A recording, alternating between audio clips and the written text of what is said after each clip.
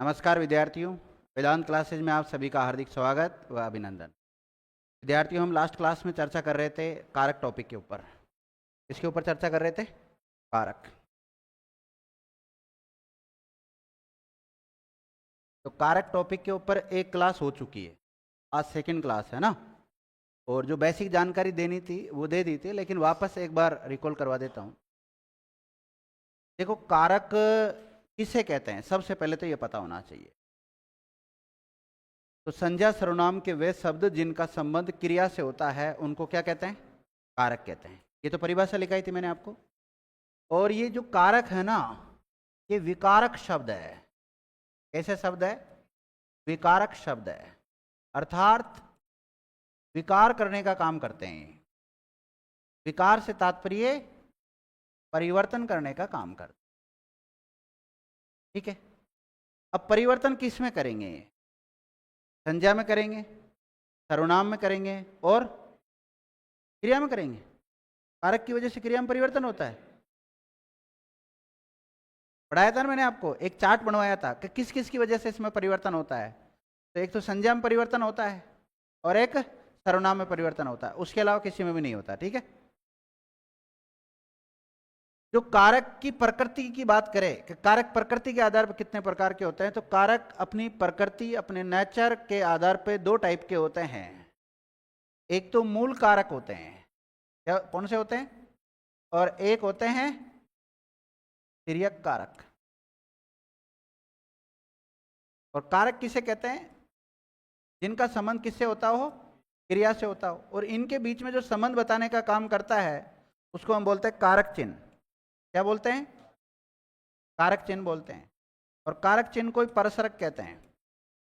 क्या कहते हैं? परसरक। और कारक चिन्ह के अलावा आपको मिल सकता है विभक्ति चिन्ह, या फिर मिल सकता है, इसी को कहता है चरम प्रत्यय। ये बात होगी थी अपनी। और ये विभक्ति के दो रूप होते हैं, एक तो संश्लिष्ट रूप होता है और एक विश्लिष्ट रूप होता है। तो विभक्ति के कितने रूप? दो। कारक प्रकृति के आधार पर कितने प्रकार के होते हैं? दो प्रकार के, मूल कारक और तिर्यक कारक।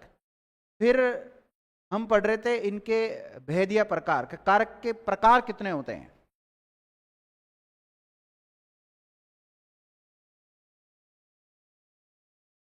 तो कारक के भेदीय प्रकार संस्कृत में तो होते हैं 6 और हिंदी में होते हैं कितने?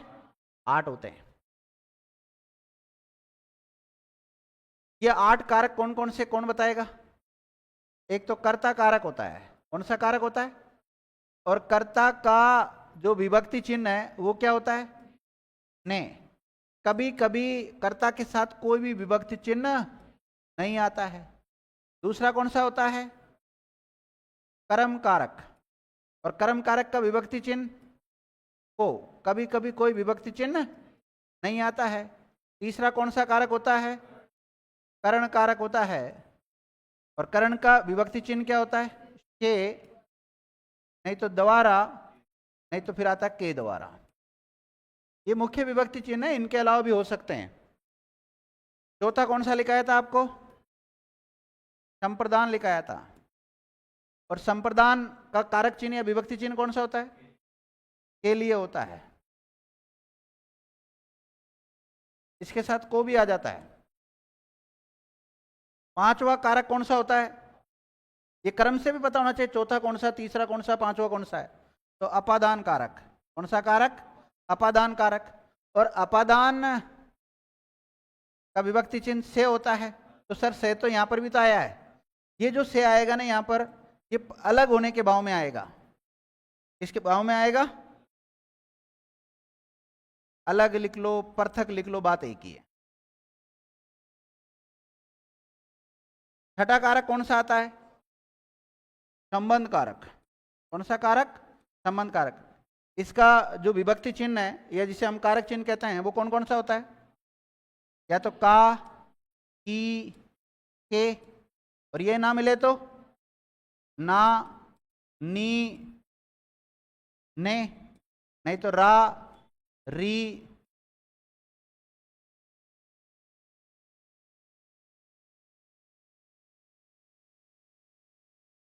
अधिकरण कारक, और अधिकरण कारक में होता है ये वाला में, या फिर होता है पर, नहीं तो फिर को भी आ जाता है। और आठवां संबोधन कारक, कौन सा कारक? संबोधन कारक। इसकी इसकी पहचान या इसका विभक्ति चिन्ह, वैसे इसका विभक्ति रूप नहीं होता, वो केवल पहचान होता है। हे, अरे, ओ, अजी, ऐसे इसके अलावा और भी हो सकते हैं। तो ये 8 कारक होते हैं हिंदी में। कितने कारक होते हैं?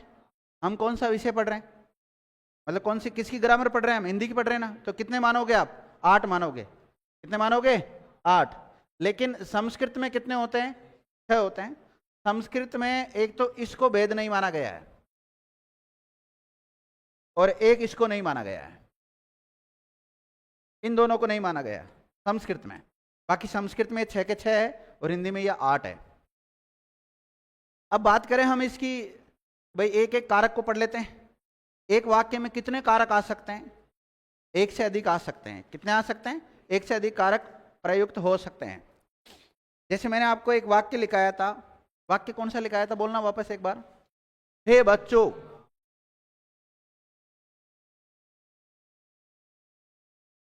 हे बच्चों, राम ने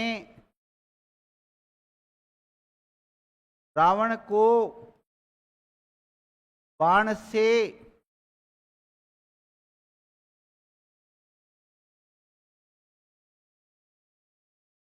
सीता के लिए अयोध्या से रावण की लंका में जाकर मारा, ये लिखा। देखो, जाकर मारा ये तो वाक्य की क्रिया।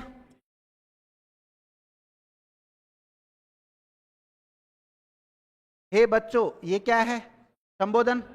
राम ने रावण को बाण से, साधन का काम कौन कर रहा है यहां? बाण कर रहा है। किसके लिए मारा?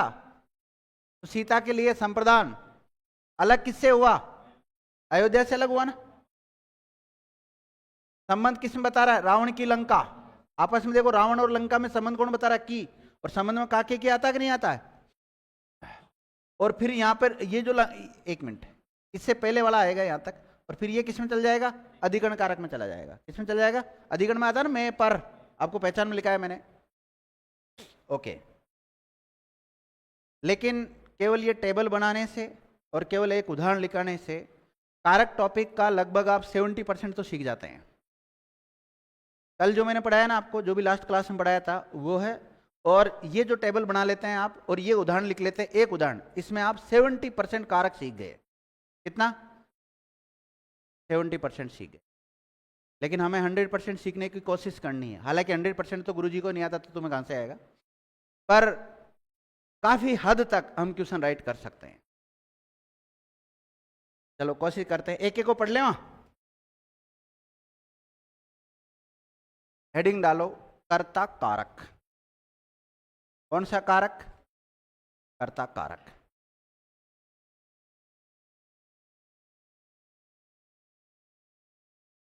कर्ता कारक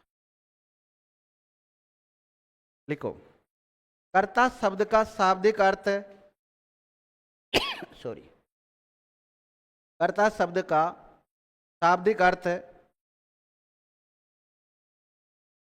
किसी कार्य को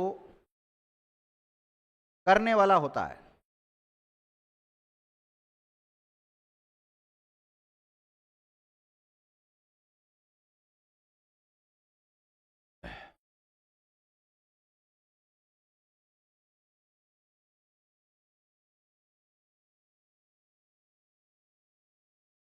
बंद कर दोगे इसको? क्या चल रहा है तुम्हारा?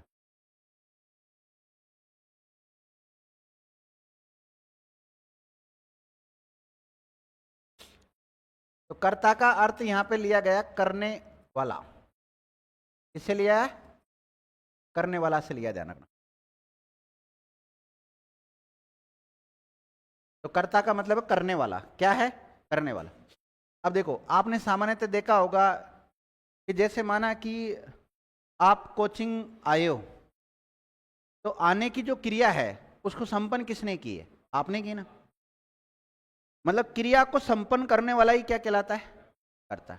जब भी कोई सेंटेंस लिखते हैं, हम वाक्य लिखते हैं, तो उसमें एक तो कर्ता होता है, एक कर्म होता है और एक क्रिया होता है।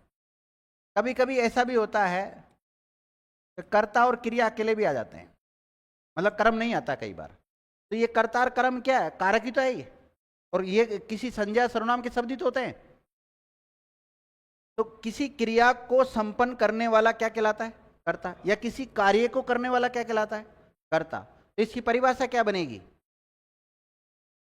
संज्ञा सर्वनाम के ऐसे शब्द जिनसे या जिनके द्वारा क्रिया को संपन्न किया जाता हो उसे क्या कहते हैं? कर्ता कारक कहते हैं। परिभाषा लिखो सबसे पहले। देखो, संज्ञा सर्वनाम के ऐसे शब्द, संज्ञा सर्वनाम के ऐसे शब्द जो वाक्य में प्रयुक्त क्रिया को, वाक्य में प्रयुक्त क्रिया को संपन्न करते हो, संपन्न करते हो, उन्हें कर्ता कारक कहते हैं। उन्हें कर्ता कारक कहते हैं।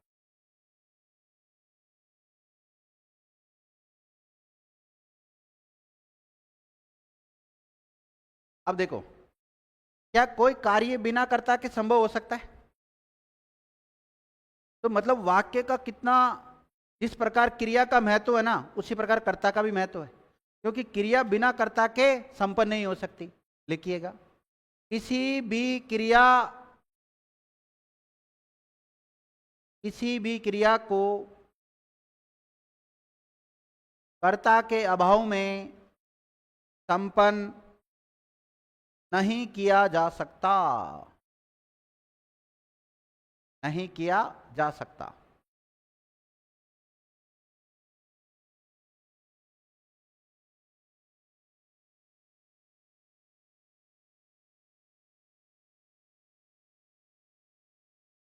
एक लाइन इस टेबल में से भी निकाल सकते हैं हम इसकी पहचान के रूप में। बताओ कैसे? कर्ता के साथ ने विभक्ति चिन्ह आता है, कभी कभी कोई विभक्ति चिन्ह नहीं आता है। तो ऐसे नहीं निकालेंगे, ऐसे नहीं, केवल ने नहीं, और भी आ सकते हैं। तो यहां से ऐसे निकालेंगे हम, कर्ता विभक्ति चिन्ह के साथ और बिना विभक्ति चिन्ह के साथ प्रयुक्त हो सकता है।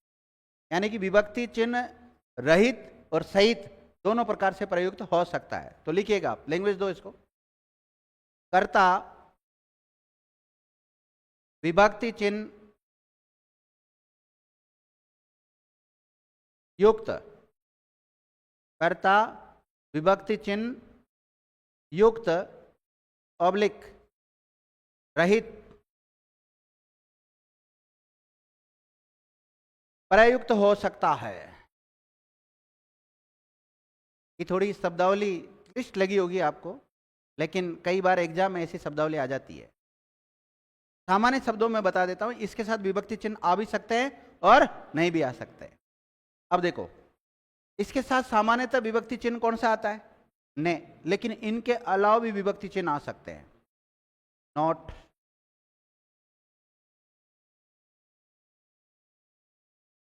कर्ता का मुख्य विभक्ति चिन्ह,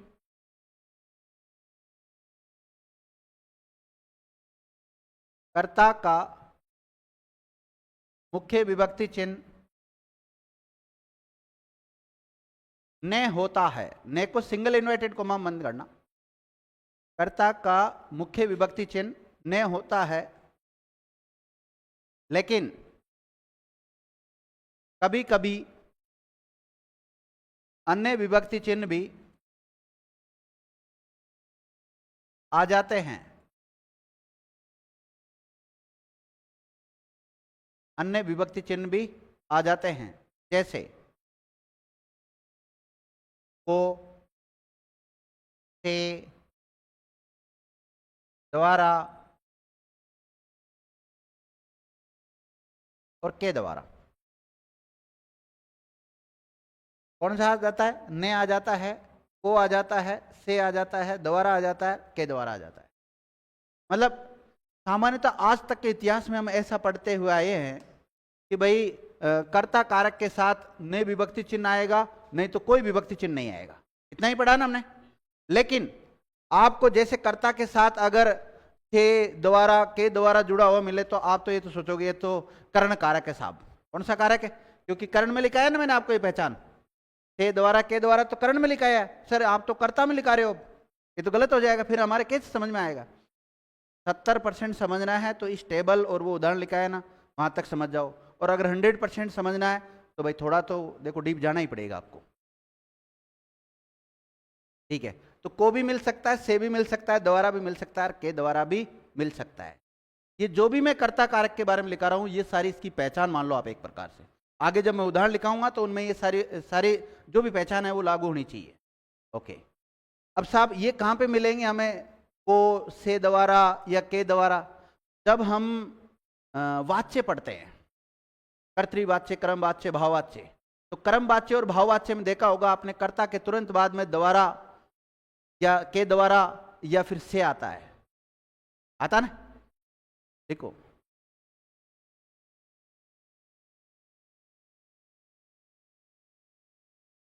क्रमवाच्य तथा भाववाच्य वाले वाक्यों में कर्ता के साथ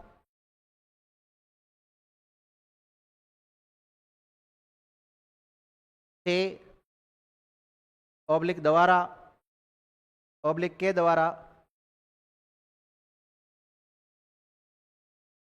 विभक्ति चिन्ह, एक मिनट सेंटेंस जमा नहीं, वापस बोलना।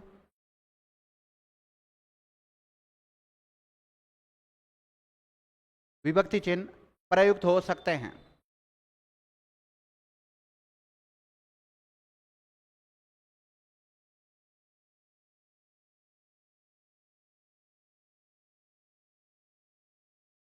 देखो मैं 3 सेंटेंस लिख रहा हूं, उतारना नहीं है आपको।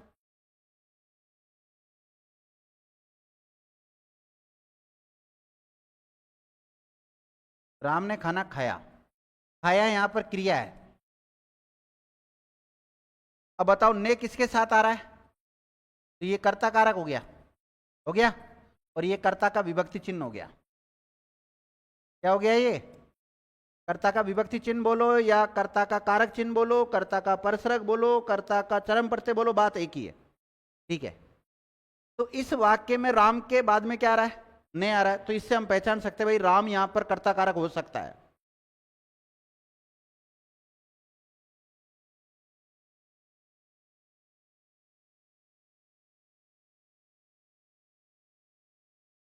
राम खाना खाता है, क्या राम के साथ कोई कारक चिन्ह आया? नहीं है।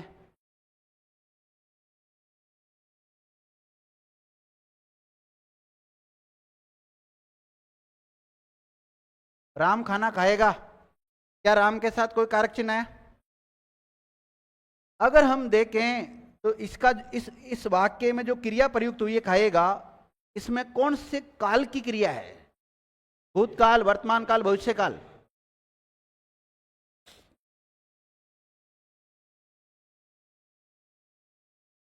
भविष्य काल। इसमें देखें तो ता है, ती है, ते है, इसमें आता है वर्तमान काल। मैं डीप जाके नहीं पूछ रहा हूं, वो तो मैं टॉपिक पढ़ाऊंगा जब चर्चा करूंगा उस पर। ये वर्तमान काल की क्रिया है। ये क्रिया कौन सी है? वर्तमान काल की क्रिया है। राम ने खाना खाया, भूतकाल, सामान्य भूतकाल। तो ये भूतकाल में क्रिया है। ये कहां की क्रिया है? भूतकाल की क्रिया है, भूतकाल की क्रिया है। अब देखो, जब किसी वाक्य में हमें कर्ता कारक का पता करना हो, अगर क्रिया भूतकाल में है तो उसके साथ ने विभक्ति चिन्ह आएगा, और यदि क्रिया वर्तमान काल और भविष्य काल में है तो उसके साथ कोई कारक चिन्ह नहीं आएगा। नहीं आया ना? देखो अगला फैक्ट, देखो जब क्रिया मतलब ने कब आएगा और कब नहीं आएगा वो लिखा रहा हूं मैं, है ना। जब क्रिया भूतकाल में, अब जिन बच्चों को काल की नॉलेज है, जिन बच्चों ने क्रिया टॉपिक मेरे से पढ़ा है, उनको 1% भी यहां पर दिक्कत नहीं आने वाली है। लेकिन जिन्होंने ना मेरे से काल पढ़ा ना क्रिया पढ़ा है, फिर वो केवल ये सोचे हाँ भाई ऐसा होता है। क्या लिखा है? जब क्रिया भूतकाल में प्रयुक्त होती है तो कर्ता के साथ ने विभक्ति चिन्ह, कर्ता के साथ ने विभक्ति चिन्ह आएगा, तथा जब क्रिया वर्तमान काल, जब क्रिया वर्तमान काल और भविष्य काल में प्रयुक्त होती है,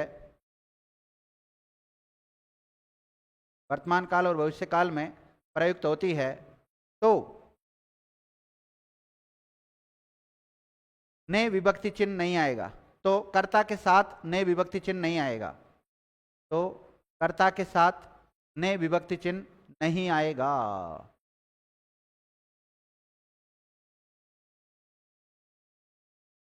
लिख लिया? ओके। अब आप चाहो तो 3 उदाहरण एक साथ लिख सकते हो।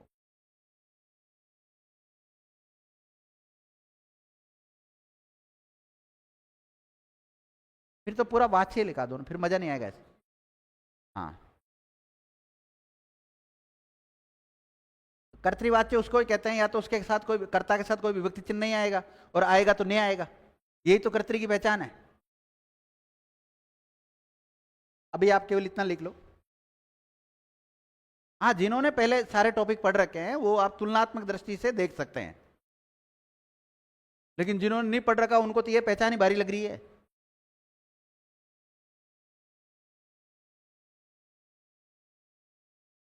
क्योंकि हमने तो आज तक कर्ता की ज्यादा परिभाषा लिख ली होगी, और ने लिख लिया होगा, और बिना विभक्ति चिन्ह लिख लिया होगा। लिख लिया सब लोगों ने यहां तक? तीनों सेंटेंस लिख लिए? और फिर देख लो कैसे, क्या किसके साथ विभक्ति चिन्ह आ रहा है, किसके साथ विभक्ति चिन्ह नहीं आ रहा है। मतलब वर्तमान काल और भविष्य काल वाले के साथ कोई विभक्ति चिन्ह नहीं आ रहा, कर्ता के साथ नहीं आ रहा। और जो भूतकाल में क्रिया थी उसका जो कर्ता था उसके साथ विभक्ति चिन्ह आया, कौन सा? नहीं।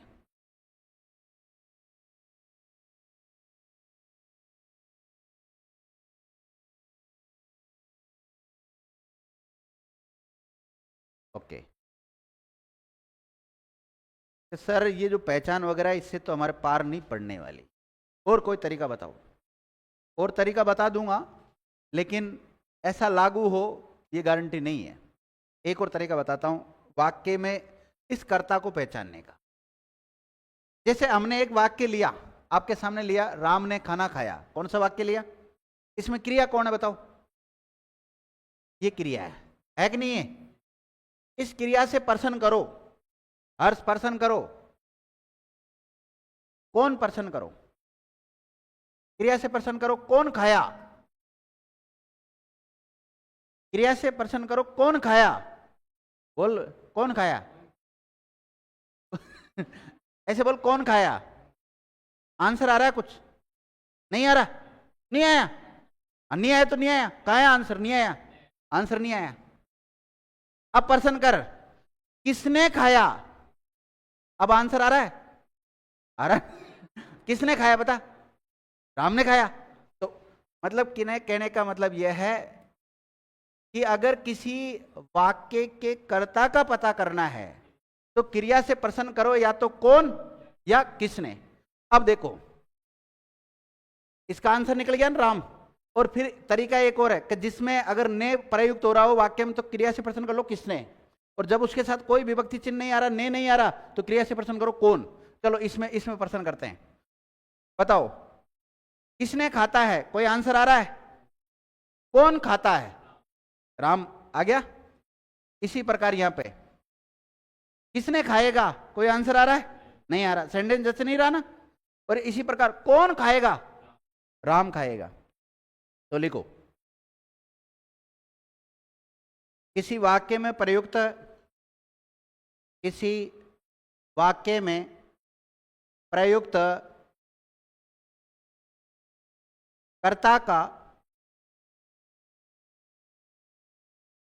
पता करने के लिए, पता करने के लिए क्रिया से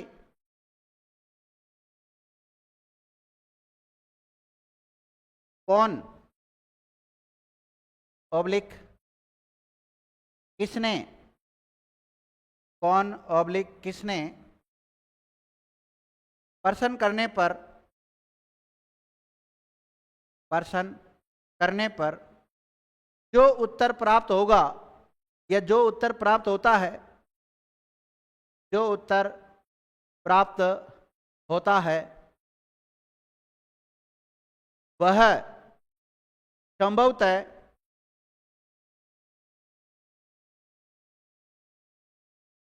कर्ता होता है।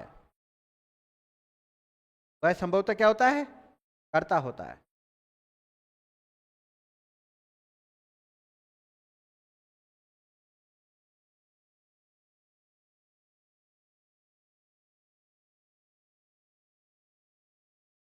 अब ये पहचान बताओ कब लागू, कब इसको कर पाते हैं हम, जब हमें क्रिया की नॉलेज होती हो। तो एक छोटा सा मैंने वाक्य लिखा है, 2 शब्दों का वाक्य है लेकिन वाक्य पूरा है। पूजा हंसी, पूजा हंसी, हंसना क्रिया है, तो ये तो हो गया क्रिया। अब हमें ये पता करना है ये पूजा क्या है, यहां पर ये कर्ता है, कर्म है, करण है, संप्रदान है, अपादान क्या है, कौन सा कारक है। तो अभी हमने एक पहचान सीखी है कि क्रिया से प्रश्न करो, किसने हंसी, आंसर आया, कौन हंसी, आंसर मिल गया। तो संभवतः ये वाक्य का कर्ता हो सकता है। तो यहां पर कर्ता कारक है, कौन सा कारक है, कर्ता कारक है। आपको पता है कारक अपनी प्रकृति के आधार पर 2 टाइप के होते हैं, पता सीता, मूल कारक है, तिर्यक कारक है। फिर मूल कारक और विभक्ति का कौन सा रूप है इसमें, विभक्ति यही नहीं तो रूप कहां से होगा, बिल्कुल राइट बात है। तो आप एक काम करें, एक उदाहरण लिखो, पूजा हंसी, पूजा हंसी। पूजा को रेखांकित करो, पूजा क्या है, इस वाक्य का कर्ता, और हंसी क्या है, क्रिया। हम टॉपिक कौन सा पढ़ रहे हैं, कारक पढ़ रहे हैं, और कारक में भी कौन सा कारक पढ़ रहे हैं, कर्ता कारक पढ़ रहे हैं। ठीक है, और उदाहरण लिखो बहुत सारे, लिखो राम ने पुस्तक पढ़ी। अब आपको मैं सेंटेंस लिखा रहा हूं और फिर इसमें आपको छांटना का कर्ता कारक कौन सा है, लेकिन आपको थोड़ा सा ये ध्यान रखना है। जैसे मैं एक सेंटेंस लिख रहा हूं आपके सामने, राम ने पुस्तक पढ़ी, राम ने पुस्तक पढ़ी। तो कोशिश करना इस शब्द में क्रिया और कर्ता को पकड़ने की। हालांकि क्रिया अपना जरूरी नहीं है पकड़ना, लेकिन फिर भी पकड़ लेना, उसको रेखांकित कर लेना। यहां राम क्या कर्ता कारक है, राम क्या है, पूरा लिखना आप, कर्ता कारक है ये। और ने क्या है, कर्ता का परसरग, ये क्या है, और परसरग ना मिले तो विभक्ति चिन्ह लिख सकते हो आप अपनी पहचान के लिए, चरम प्रत्यय आप लिख सकते हो और कारक चिन्ह लिख सकते हो। देखो एग्जामिनर आपसे कैसे पूछेगा, एक वाक्य दे देगा, राम ने पुस्तक पढ़ी, राम ने पुस्तक पढ़ी, ने को रेखांकित करके देगा, ने क्या है, राम ने पुस्तक पढ़ी, ने क्या है, फिर विकल्प देगा कर्ता कारक, कर्ता परसरग, और फिर क्रिया या फिर कर्म। हाँ, तो कर्ता परसरग होगा, ध्यान रखना है। ऐसे भी कई एग्जाम में ऐसे सवाल बनते हैं, और अभी अब तक अगर नहीं बने किसी एग्जाम में तो आने वाले टाइम में पैटर्न देख लेना आप। लिख लो इसको, राम ने पुस्तक पढ़ी, और इसका पूरे का पोस्टमार्टम कर लो एक बार। राम क्या है, कर्ता कारक, ने क्या है? कर्ता का विभक्ति चिन्ह। पुस्तक को अभी छेड़ना ही नहीं, वैसे पुस्तक क्रम है। पढ़ी क्या है? क्रिया। जो हम कर्ता का पता करने के लिए क्रिया से प्रश्न बताओ कौन से करते हैं? एक तो कौन करते हैं, अरे किसने करते हैं? बताओ कौन पढ़ी? आंसर आया? नहीं। किसने पढ़ी? आंसर आ गया ना, राम। और लिखो वाक्य। सीता विद्यालय जाती है। राम को जयपुर जाना है। राम द्वारा कार्य पूरा कर लिया गया। उनको इंतजार करना पड़ा। उनको इंतजार करना पड़ा। उसके द्वारा किताब पढ़ी गई।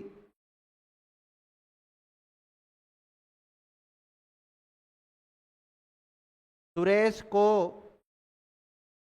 पैंट बनाना है, पैंट बनवाना है।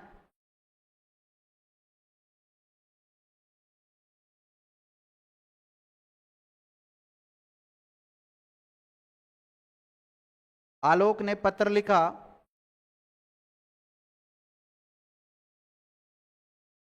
बादल गरजते हैं।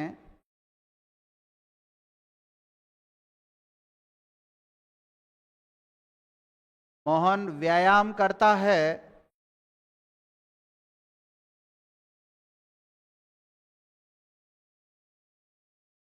लिख लिया? उसके द्वारा समाचार पत्र पढ़ा गया।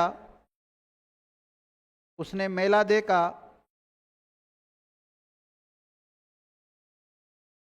पुलिस ने चोर को पकड़ा।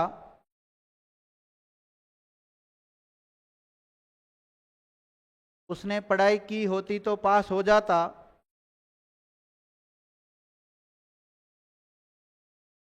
चरवाहा, गवाले को कहते हैं ना, चरवाहा गायों को चरा रहा है।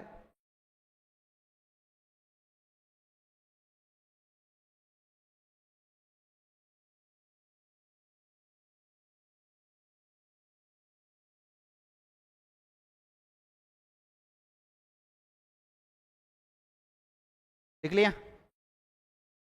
अगर कोई एक आध वाक्य छूट भी गया हो तो कोई फर्क नहीं पड़ता है। बोलो पहला वाक्य बोलो। सीता विद्यालय जाती है। एक मिनट।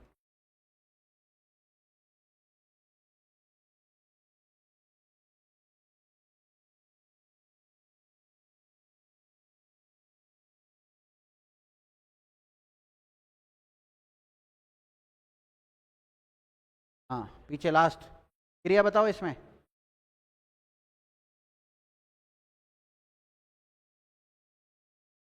जाती है क्रिया है। कर्ता बताओ। सीता करता है। कर्ता का विभक्ति चिन्ह बताओ। मतलब इसका मतलब क्या समझू? पता नहीं है या इसमें विभक्ति चिन्ह आया ही नहीं है? हाँ, इसके साथ कोई विभक्ति चिन्ह नहीं आ रहा है तो कर्ता बिना विभक्ति चिन्ह के आ सकता है, कोई दिक्कत नहीं है। हो गया। अगला वाक्य बोलो। राम को जयपुर जाना है। क्रिया बोलो। जाना है वाक्य की क्रिया है। अब देखो, आपने जो पहचान लिखी थी कि क्रिया से कौन और किसने प्रश्न करने पे जो उत्तर मिल जाए वो क्या होता है? वाक्य का कर्ता। लेकिन मैं बहुत होशियार व्यक्ति हूं, ध्यान रखना। मैंने पहले लिखा था संभवतः। उस संभवतः शब्द ने मेरा बचाव कर लिया, नहीं तो मार देते अभी मुझे। देखो, कौन जाना है, कोई आंसर नहीं निकला। किसने जाना है, कोई आंसर नहीं निकल रहा। सर आंसर ही नहीं निकल रहा, जो तरीका बताया उससे तो कोई बात नहीं निकल रहा। लेकिन आप सामान्यतः इसकी परिभाषा लिखते हैं, आपको क्रिया का तो पता चल गया ना कि क्रिया कौन है यहाँ पे? बताओ। जाना है। जाना है क्या है? क्रिया। अब जाने की क्रिया को कौन कर रहा है बताओ? तो ऐसे पता कर लो, फिर क्या दिक्कत है? राम आ गया तो सर राम के साथ तो आपने पहचान में हमें बताया था कि ने विभक्ति चिन्ह आता है या कोई विभक्ति चिन्ह नहीं आता है। आपने टेबल बनाई थी सर शुरुआत में, और ये कहता है कि कर्ता के साथ क्या आएगा, नहीं विभक्ति चिन्ह आएगा, नहीं तो कोई विभक्ति चिन्ह ही नहीं आएगा।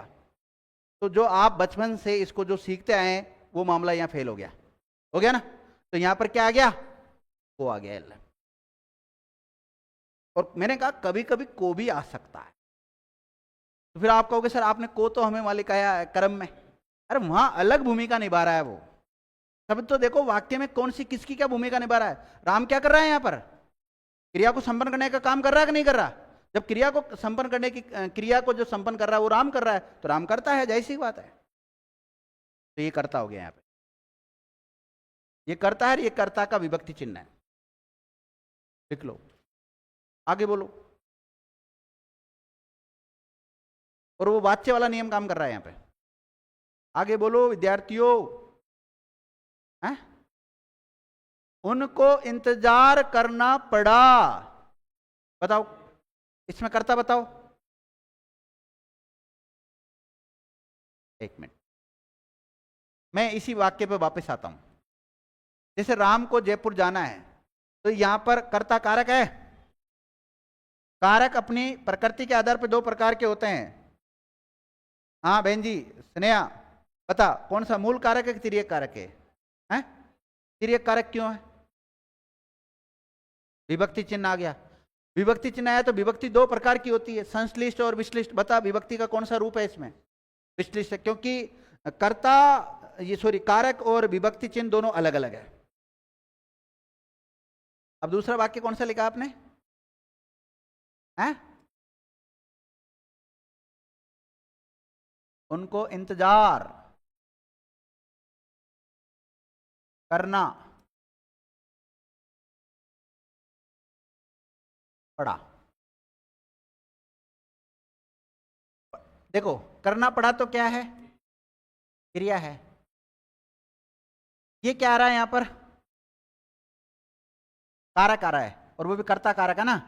अब बताओ कर्ता कारक का कौन सा रूप आया यहां पर, ये कारक का कौन सा रूप है, मूल या तिर्यक? है मूल नहीं है, क्यों? को विभक्ति चिन्ह आ रहा है। अब विभक्ति का कौन सा रूप है, संश्लिष्ट या विश्लिष्ट? क्यों? क्योंकि एक ही शिरोरेखा से जुड़ा हुआ है। अगला वाक्य बोलो,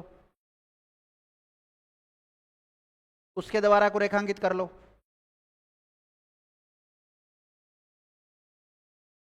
हाँ इसमें बता भाई कौन सा रूप है विभक्ति का, उसके द्वारा पुस्तक पढ़ी गई। विभक्ति का कौन सा रूप आप तो मुझे बताओ। विश्लिष्ट है, अच्छा।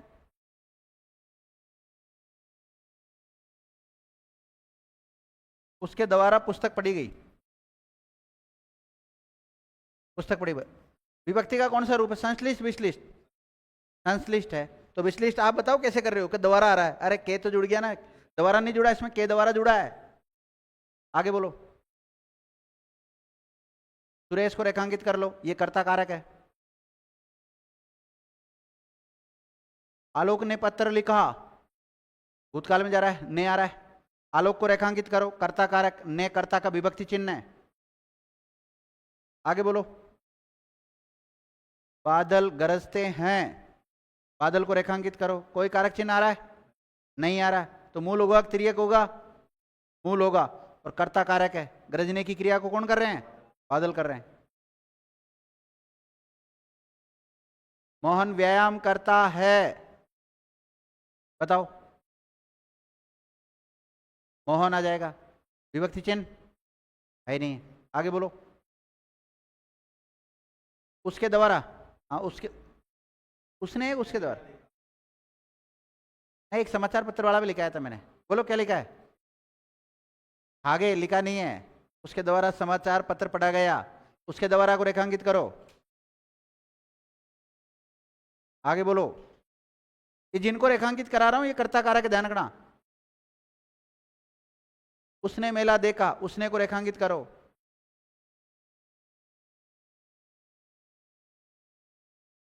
जोर से बोले, पुलिस ने चोर को पकड़ा, पुलिस ने, पुलिस को रेखांकित करो, पुलिस करता है, ने कर्ता का विभक्ति चिन्ह है।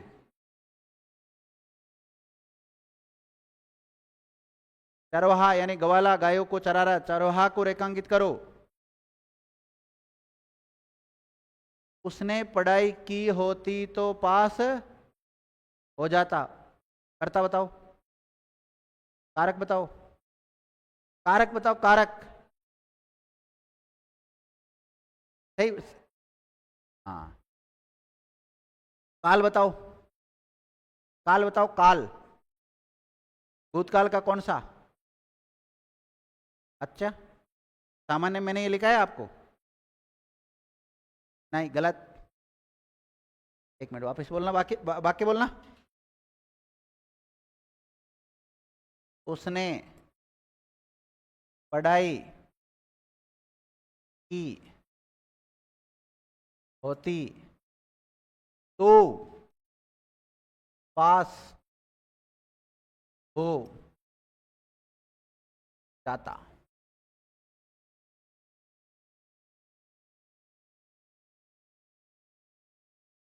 ये कर्ता कारक है और ने इसका विभक्ति चिन्ह नहीं है। अब मैंने पूछ लिया, कारक नहीं पूछ के काल पूछ रहा हूं मैं। क्या पूछ रहा हूं? काल। काल टोपी की अलग है, टेंस। अब टेंस तीन होते हैं, भूतकाल, वर्तमान काल और भविष्य काल। और पढ़ा रहा हूं मैं केस, यानी कि कारक पढ़ा रहा हूं। क्या पढ़ा रहा हूं? कारक पढ़ा रहा हूं, ध्यान रखना।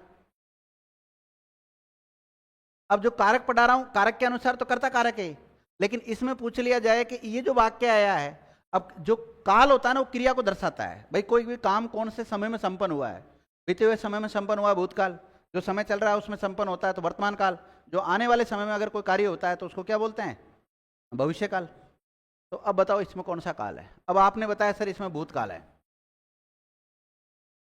उसने पढ़ाई की होती तो पास हो जाता, ना तो पढ़ाई की ना पास हुआ, मतलब फेल हो गया, कहने का मतलब ये है।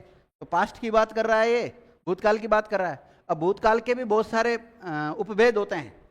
सामान्य होता है, अपूर्ण होता है, आसन होता है, पूर्ण होता है, संदिग्ध होता है, हेतु हेतु मद में जाता है। किसमें जाएगा ये?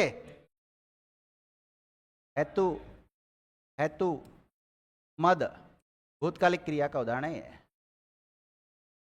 कि जब एक क्रिया का संपन्न होना दूसरी क्रिया का कारण बनता हो, क्रिया के अंत में तातेती आता हो, होती और जाता, तातेती आ रहा ना।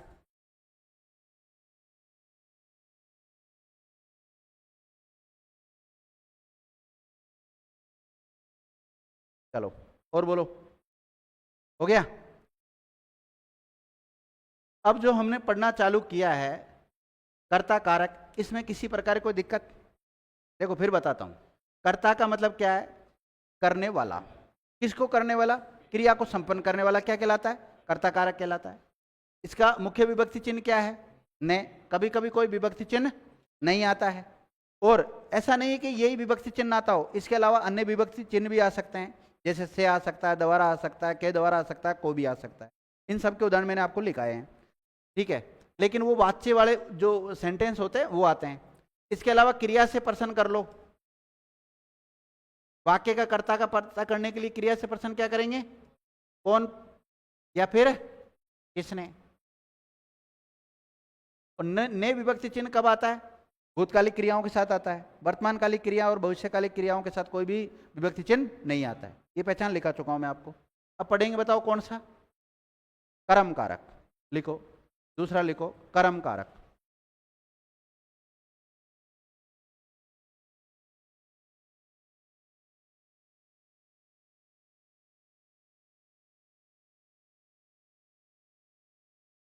कर्म कारक लिखो। संज्ञा सर्वनाम के ऐसे शब्द जिन पर क्रिया का फल पड़ता हो। संज्ञा सर्वनाम के ऐसे शब्द जिन पर क्रिया का फल पड़ता हो उसे कर्म कारक कहते हैं।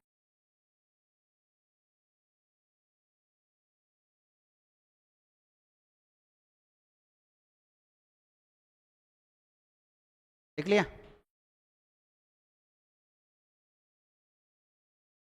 देखो, क्रिया किसे कहते हैं? किसी कार्य के करने या होने को क्या कहते हैं? क्रिया कहते हैं।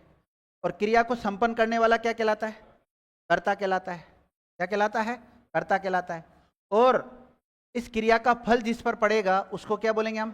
कर्म कारक बोलेंगे। अब इस क्रिया से प्रश्न कर सकते हो आप। क्रिया से प्रश्न क्या करोगे?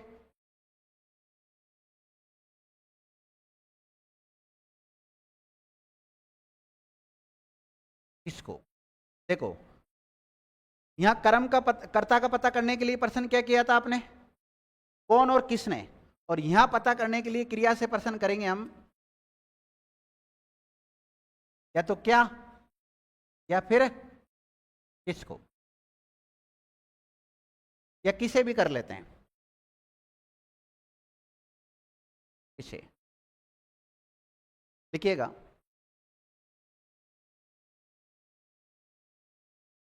वाक्य में प्रयुक्त क्रम का पता करने के लिए क्रिया से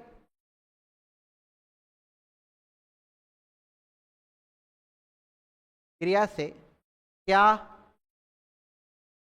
ऑब्लिक किसे ऑब्लिक किसको प्रश्न करने पर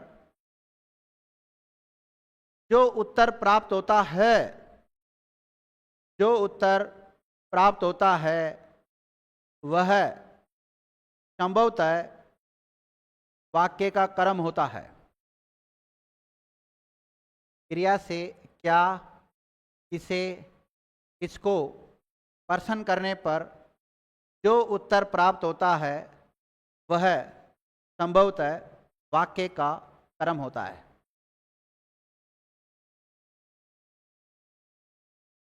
देख लिया?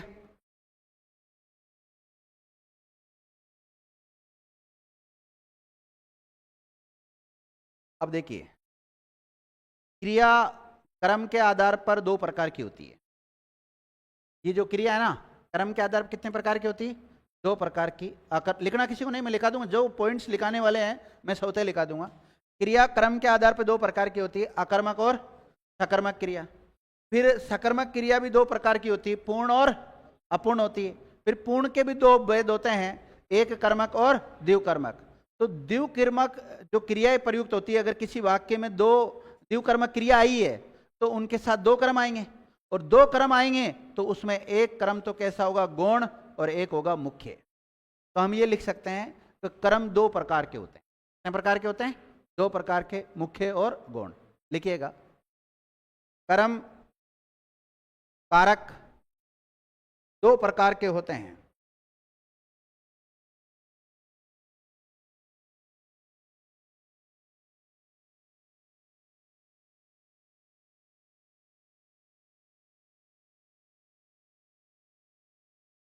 दो प्रकार के होते हैं। देखो, जितनी ज्यादा पहचान लिखोगे उतना ही आगे सेंटेंस नॉर्मल लगेंगे आपको। सेंटेंस में कोई दिक्कत नहीं आने वाली। और अगर किसी पहचान को खा जाओगे तो जब सेंटेंस की प्रैक्टिस करोगे जब दिक्कत आएगी। तो गौण कारक, गौण कर्म कारक होता है वैसे पूरा नाम है ना, और एक होता है मुख्य।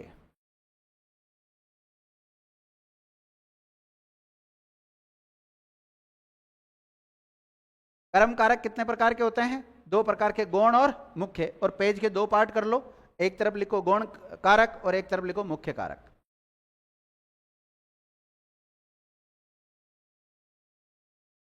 गौण कर्म और मुख्य कर्म, ऐसे लिख सकते हो आप पूरा।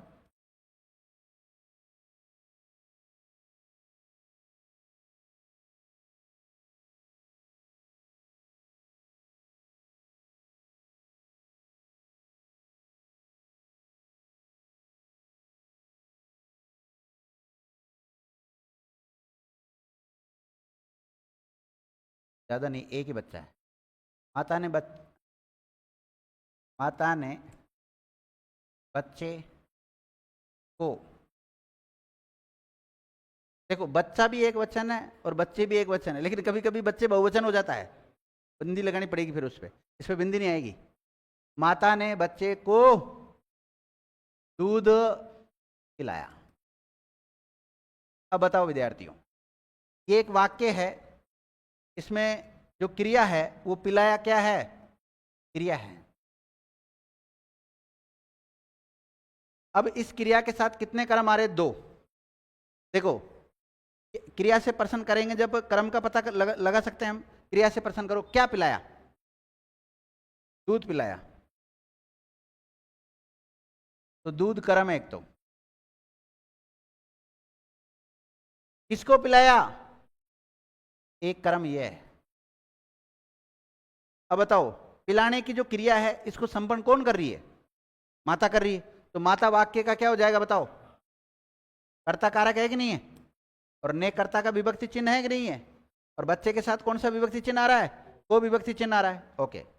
और एक बार कर्म के साथ कोई विभक्ति चिन्ह नहीं आ रहा है। ये क्रिया होगी द्विकर्मक क्रिया। कैसी है? द्विकर्मक क्रिया। तो 2 कर्म आ रहे हैं। अब इसमें से हमें छांटना है कि कौन सा मुख्य और कौन सा गौण है। देखो, जो कर्म क्रिया के नजदीक होता है, जो कर्म क्रिया के नजदीक होता है वो मुख्य कर्म होता है। अब बताओ, क्रिया के नजदीक कर्म कौन सा है? तो ये मुख्य कर्म है। ये कैसा कर्म है? मुख्य कर्म है। और दूर होता है वो, ये गौण कर्म हो जाएगा। इसके अलावा इसकी एक और पहचान है। क्रिया से क्या प्रश्न करने पर, क्रिया से क्या प्रश्न करने पर जो उत्तर प्राप्त होता है वो मुख्य कर्म होता है। अब क्रिया से प्रश्न करो, पिलाया, क्या पिलाया? आंसर आ रहा है? क्रिया से किसको प्रश्न करने पर जो उत्तर प्राप्त होता है वो गौण कर्म होता है। किसको पिलाया? ओके। जो प्राणीवाचक होता है वो गौण कर्म होता है। जो प्राणीवाचक होता है वो गौण कर्म होता है। जो अप्राणीवाचक होता है वो मुख्य कर्म होता है। दूध अप्राणीवाचक है, तो इसमें पहचान में हम लिख लेते हैं। यहां पर इसमें आ जाओ, गौण कर्म में लिखो, ये क्रिया से दूर होता है। क्रिया से कैसा होता है? दूर। लिखो, ये क्रिया से दूर होता है। और इस वाले में क्या लिखेंगे? मुख्य में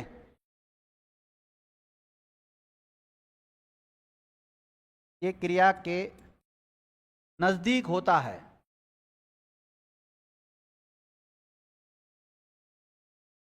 लिख लिया?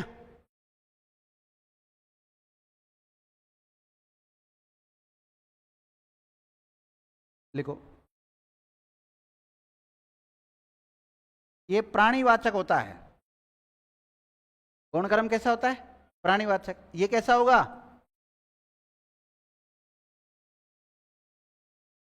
अप्राणीवाचक होता है। या हम लिख सकते हैं निर्जीव। निर्जीव लिख सकते हैं ना इसके बारे में। और ये कैसा होगा बताओ? सजीव होता है।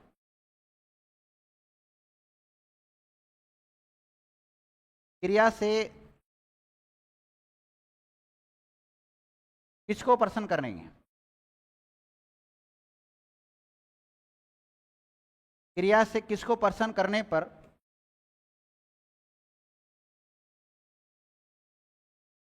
उत्तर प्राप्त होता है। और यहां पर क्रिया से क्या प्रश्न करने पर उत्तर प्राप्त होता है।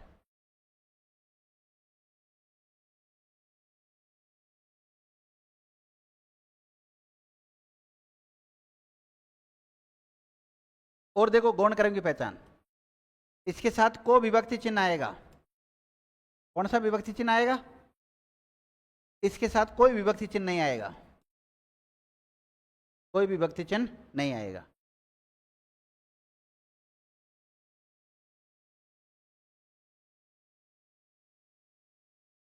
देख लिया?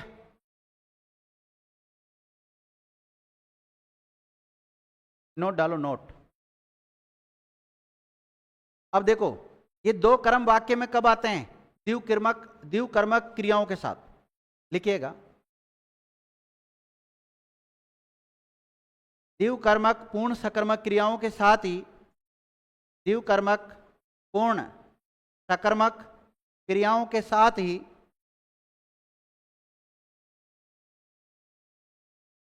वाक्य में 2 कर्म आते हैं।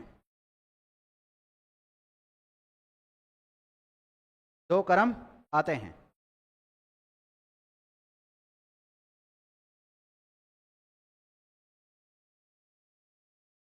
देखो,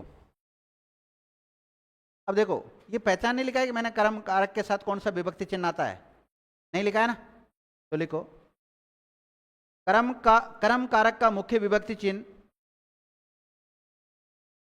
को होता है।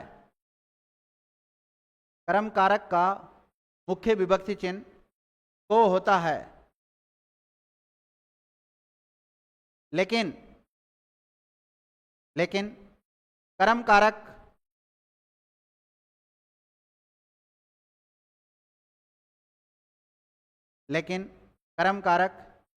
विभक्ति चिन्ह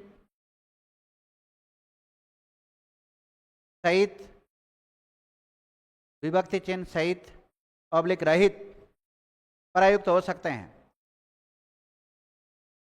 कर्म कारक विभक्ति चिन्ह सहित ऑब्लिक रहित प्रयुक्त हो सकते हैं।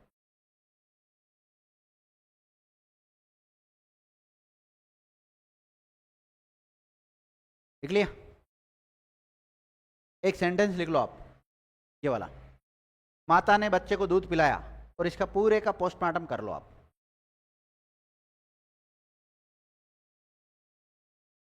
माता ने बच्चे को दूध पिलाया, तो माता यहां पे कर्ता कारक है, ने कर्ता का विभक्ति चिन्ह है, बच्चा गौण कर्म है या कर्म है, और को कर्म का विभक्ति चिन्ह है, दूध कर्म है, पिलाया क्रिया है। पिलाया क्या है? क्रिया है।